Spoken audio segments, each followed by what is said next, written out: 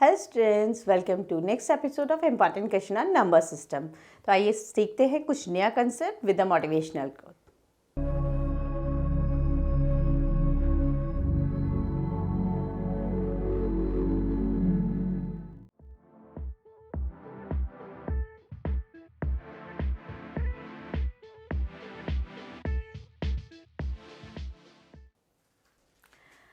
तो स्टार्ट करते हैं next question number 11। Till now हम यहाँ पर 10 क्वेश्चंस कर चुके हैं नंबर सिस्टम के, जिसमें हमने अलग अलग कंसेप्ट किया। पहले हमने प्रोडक्ट करना सीखा सर्ड्स का, इरेशनल नंबर्स का, फिर हमने एडिशन करना सीखा, किस तरह से एडिशन किया जाता है, किस तरह से सब्ट्रैक्शन किया जाता है। तो इससे प्रीवियस एपिसोड जो है वो अच्छे से सीख लीजिए, उसके बाद आपको ये बहुत अच्छे से ज़्यादा समझ में आएगा। तो यहाँ पर हम दो इरेशनल नंबर्स का प्रोडक्ट करने जा रहे हैं। यहाँ पे हम देख सकते हैं कि दोनों टर्म्स हमारी बिल्कुल एज इट इज़ सेम है। जब दोनों टर्म्स सेम हैं तो उसका होल स्क्वायर लिख लीजिए। होल स्क्वायर लिखे, माइनस का साइन भी सेम है हमारा, और यहाँ पर a minus b whole square का आइडेंटिटी लगा देंगे। तो क्या होता है, यहाँ मैं बता रही हूँ आपको, बी का होल स्क्वायर का identity a square minus 2ab plus b square. याद नहीं है तो इसको याद कीजिए और लिखिए।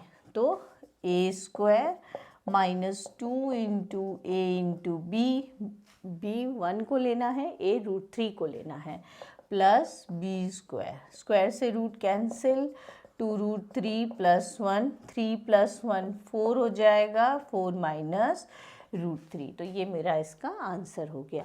अभी देखिए यहाँ पे भी दोनों टर्म सेम हैं, तो मैं यहाँ पर क्या लिख लूँगी, इसका स्क्वायर लिख लेंगे।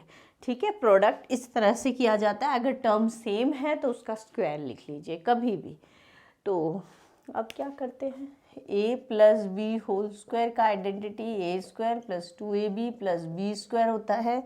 अगर ये लगाएंगे यहाँ पे तो a square plus 2 into a into b plus b square हो गया। तो ये 9 प्रोडक्ट हम सीख चुके हैं ऑलरेडी। ठीक है, तो वैसे ही प्रोडक्ट करना है। ओके, तो ये कितना हो जाएगा मेरा, 16 प्लस 6√7। लाइक टर्म्स को ऐड करेंगे, एडिशन भी सीख चुके हैं, प्रोडक्ट भी सीख चुके हैं, तो दोनों का मिक्सचर, ये एपिसोड 1 और 2 दोनों का मिक्सचर है। तो एडिशन भी यूज़ होगा और मल्टीप्लिकेशन भी। यहाँ मल्टीप्लाई करेंगे एंड ये और ये लाइक टर्म्स है तो ऐड कर देंगे इस तरह से। यहाँ अगर हम देखेंगे तो यहाँ हम इसको √5 माइनस √3 का होल स्क्वायर नहीं लिख सकते, क्योंकि एक पॉजिटिव है एक नेगेटिव है, लेकिन टर्म सेम है, ए भी सेम है, लेकिन एक प्लस है एक माइनस है। यहाँ पे सब कुछ सेम था इसलिए हमने होल स्क्वायर लिख लिया। लेकिन जब एक प्लस एक माइनस होता है तब हम ये फॉर्मूला यूज़ करते हैं, ए पहले प्लस हो बाद में माइनस हो या पहले माइनस हो बाद में प्लस हो, कोई फ़र्क नहीं पड़ता। a plus b a minus b हो या a minus b a plus b हो, यहाँ हमें a square minus b square ही लगाना है। तो यहाँ हम क्या लगा सकते हैं, a square minus b square. ठीक है, तो ये मेरे पास आ जाएगा 2। अब यहाँ देखिए, यहाँ पे हम देख सकते हैं, ये क्वेश्चन बहुत ज़्यादा इम्पॉर्टेंट है। यहाँ हम देख सकते हैं कि हमारा इन तीनों में से सब फेल, कुछ भी नहीं पुट कर सकते। ना a minus b whole square लिख सकते हैं, ना a plus b whole square लिख सकते हैं, ना a square minus b square लिख सकते हैं। इसके केस में हम ऐसे मल्टीप्लिकेशन करते हैं, ये टर्म लेंगे फर्स्ट टर्म इसका और इस पूरे टर्म को लेंगे, फिर इसका सेकंड टर्म लेंगे साइन के साथ। अगर यार नेगेटिव होता तो नेगेटिव लेती मैं, और नॉर्मल जैसे आप मल्टीप्लाई करते हैं वैसे मल्टीप्लाई कीजिए।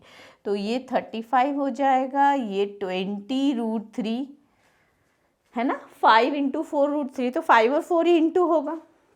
इसको इससे इंटू करेंगे तो 14√3 होगा। क्यों 14√3 होगा, क्योंकि जब मल्टीप्लाई करेंगे तो सिर्फ हम रूट की ही विदाउट रूट को विदाउट रूट के साथ मल्टीप्लाई करेंगे, इसको इससे मल्टीप्लाई। अगर टफ लगता है प्लस माइनस माइनस होगा, तो देखिए अगर टफ लग रहा है तो आप यहाँ पे लिख सकते हैं इसको।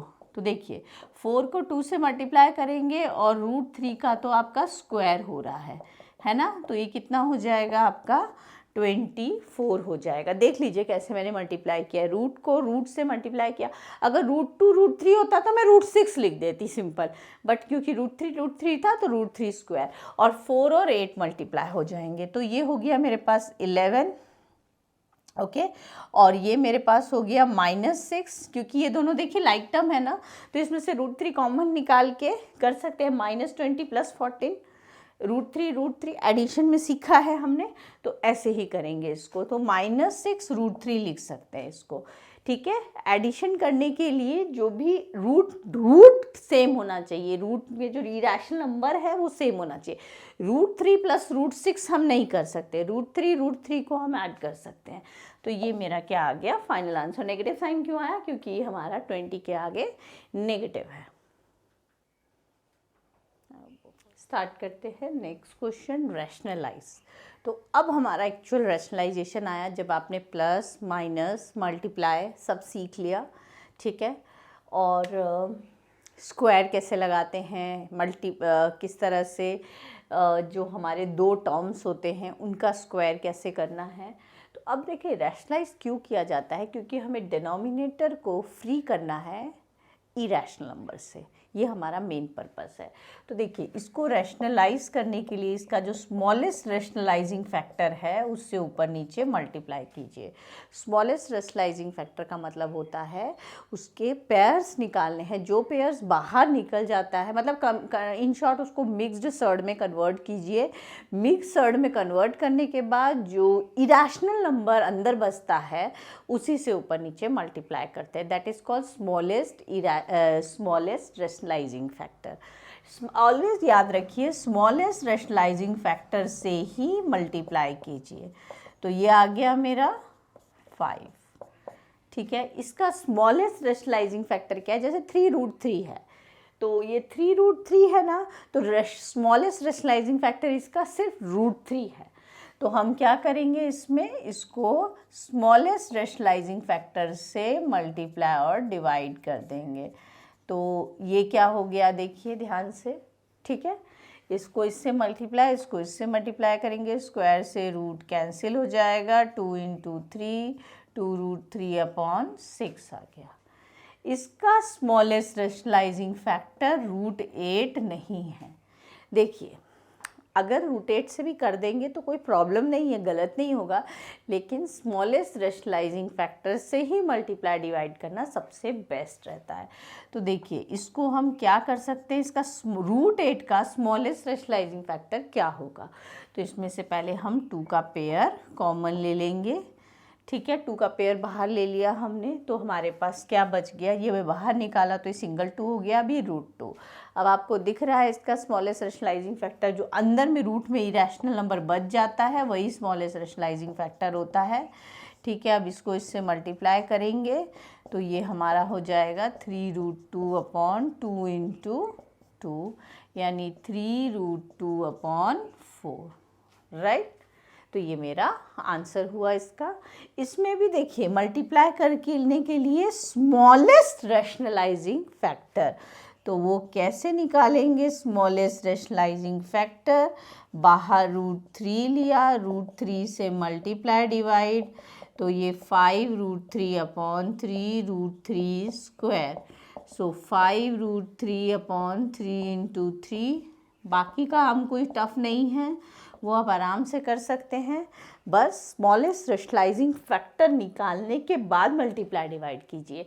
इन क्वेश्चन में कुछ नहीं था, वही था स्मॉलेस्ट रैशनलाइजिंग फैक्टर जो रूट हमें दिया था, बट वो √8 है। कभी भी ऐसा है ना जिसका आप स्मॉलेस्ट रैशनलाइजिंग फैक्टर निकाल सकते हैं और उसको प्रोडक्ट करके कुछ पेयर बाहर निकाल सकते हैं, या फिर उसको मिक्स्ड सर्ड में कन्वर्ट कर सकते हैं। अगर कन्वर्ट करने लायक है तो उसको मिक्स सर्ड में कन्वर्ट करके ही अपने क्वेश्चन को प्रोसीड करना है, कभी भी प्योर सर्ड में क्वेश्चन को नहीं करना। और स्मॉलेस्ट रैशनलाइजिंग फैक्टर निकालने के लिए बस वो मिक्स सर्ड से उसको प्योर सर्ड से मिक्स सर्ड में कीजिए, तो जो स्मॉलेस्ट रूट वाली की वैल्यू होती है उससे ऊपर नीचे मल्टीप्लाई कर देते हैं हम। देख लीजिए कोई इंटू की मिस्टेक नहीं होनी चाहिए, ठीक है। रैशनलाइज करके, तो रैशनलाइज करने का ये वे है, जो भी रैशनलाइजिंग फैक्टर लेते हैं उसको ऊपर नीचे मल्टीप्लाई एंड डिवाइड कर देते हैं। देखिए अभी यहाँ पर क्या है हमारे पास, रैशनलाइजिंग फैक्टर, तो हमारा रूट मतलब इसमें √2 5 + √2 है। तो यहाँ हम ऐसे कंडीशन में क्या करते हैं जहाँ पे हमारा एक रैशनल और एक इरैशनल आ जाते हैं, हमारे प्लस में आ जाते हैं, या दो इरैशनल का सम या एक रैशनल इरैशनल का सम आ जाता है, तो हम उसका कंजुगेट से मल्टीप्लाई डिवाइड करते हैं। रैशनलाइजिंग फैक्टर नहीं, कंजुगेट से मल्टीप्लाई डिवाइड करना। तो आपसे एग्जाम में ये भी पूछ सकते हैं 5 + √2 का कंजुगेट क्या होगा। कंजुगेट का मतलब है कि आप क्या करेंगे, जो भी इरैशनल नंबर है उसका साइन चेंज कर दीजिए। अगर दोनों ही इरैशनल है तो किसी एक का साइन चेंज करके ऊपर नीचे मल्टीप्लाई कर लीजिए। ठीक है, तो ये हमारा इसका क्या हो गया, कंजुगेट हो गया। अब बस मल्टीप्लाई करना है आपको।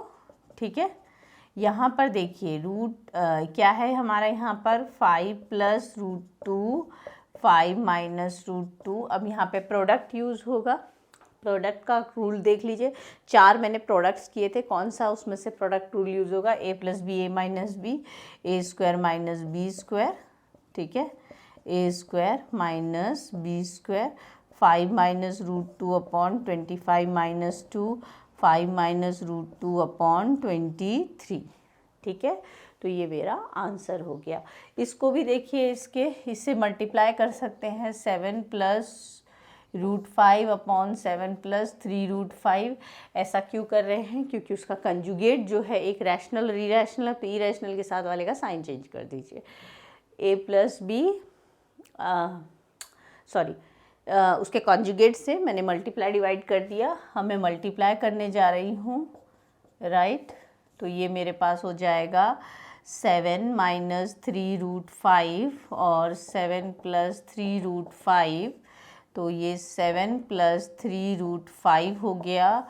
और ये 7 का स्क्वायर - 3√5 का स्क्वायर। नीचे मेरा a + b a - b का आइडेंटिटी लगा है। 7 + 3√5 ये 49 हो जाएगा। ये देखिए गलती करते हैं बच्चे, यहाँ पर 3√5 का स्क्वायर है, तो इसमें हम इसको दोनों का स्क्वायर करना पड़ेगा हमें। ऐसा नहीं कि 3 × √5 से स्क्वायर कट गया तो 3 × 5 15 कर दें, ऐसा नहीं। ठीक है, दोनों का स्क्वायर करना है, इसलिए मैं इसको साइड में लिख रही हूँ कि आपकी मिस्टेक नहीं हो और उसको ध्यान से देखें। तो ये मेरा क्या हो गया, इसका आंसर हो गया। चलिए स्टार्ट करते हैं नेक्स्ट क्वेश्चन। इसको रैशनलाइज करना है, तो कॉन्जुगेट डिनोमिनेटर के कॉन्जुगेट से हमेशा किया जाता है, ताकि डिनोमिनेटर फ्री हो जाए इरैशनल नंबर से। अब ऊपर प्रोडक्ट देखिए, तो ऊपर ध्यान से प्रोडक्ट का कौन सा रूल यूज़ हो रहा है, a + b होल स्क्वायर, क्योंकि दोनों सेम है।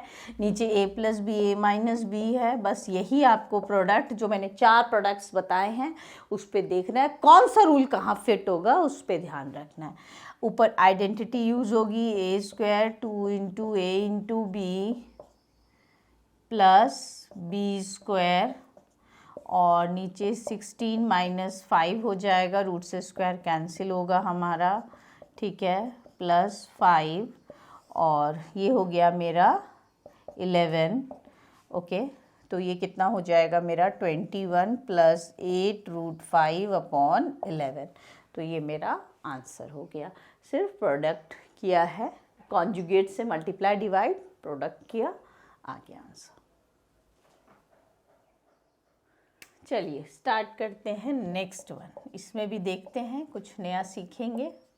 ठीक है, तो कॉन्जुगेट, अब इसमें दोनों ही रैशनल है, तो कोई बात नहीं। अरे यार, ये क्या हो जाएगा, 3√2 + 2√3, 3√2 + 2√3। याद रखिए, हमेशा डिनोमिनेटर को देख के डिसाइड करना है, इससे हमें कुछ नहीं करना, इसका कंजुगेट से ऊपर नीचे मल्टीप्लाई करना है आपको।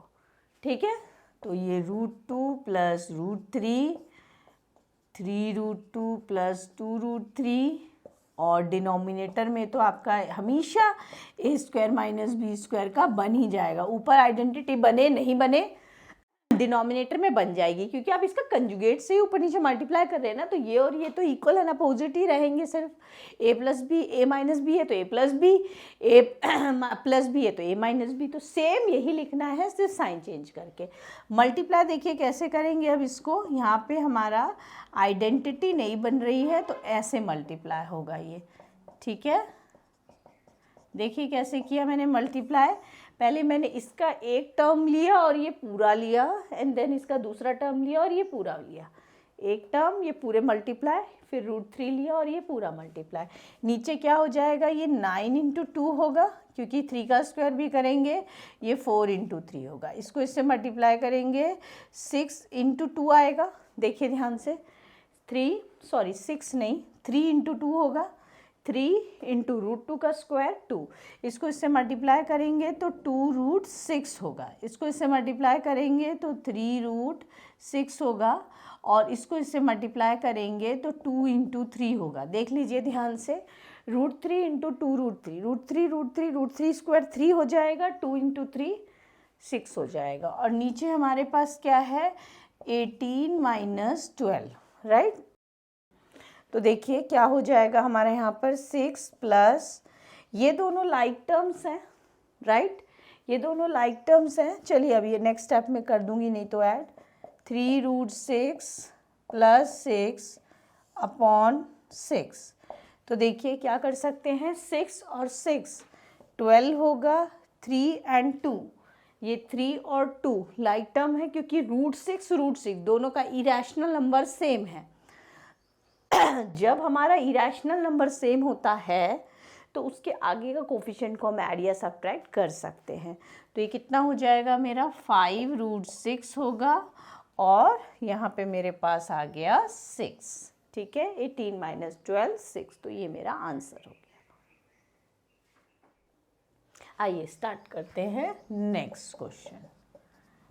देखिए कॉन्जुगेट किसका, डिनोमिनेटर का। इसका कंजुगेट मतलब सेम है, इसको तो देखना ही नहीं है आपको, ऊपर वाले को, ऊपर वाले का से कुछ नहीं देखना है, डिनोमिनेटर को कॉन्जुगेट कीजिए।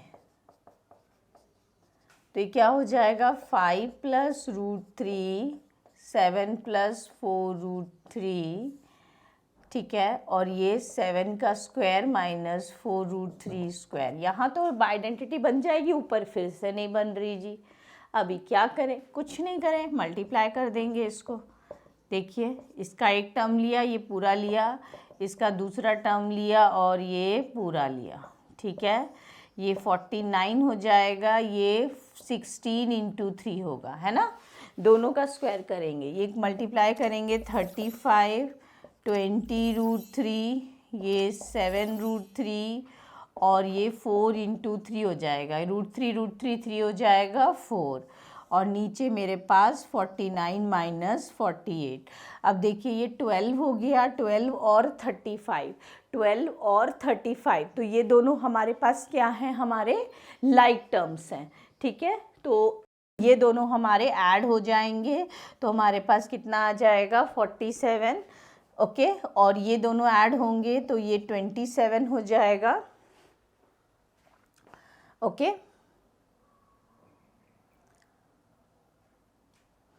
√3 और नीचे मेरे पास क्या है 1, तो ये मेरे पास आ गया 47 + 27 √3, ये मेरा इसका आंसर हो गया। तो अब आपको आ गया होगा किस तरह से स्मॉलेस्ट रैशनलाइजिंग फैक्टर निकालते हैं, कैसे हम कंजुगेट लिख के, डिनोमिनेटर का कंजुगेट लिखा जाता है। वहाँ मैं रैशनलाइजिंग फैक्टर वर्ड यूज़ कर रही हूँ, यहाँ मैं डिनोमिनेटर के कंजुगेट यूज़ कर रही हूँ। डिनोमिनेटर के कंजुगेट से ऊपर नीचे मल्टीप्लाई कर देना है, मतलब जो भी इसका साइन है, सेकंड इरेशनल नंबर का साइन है, रैशनल इरेशनल है तो इरेशनल का साइन को चेंज करके मल्टीप्लाई कीजिए।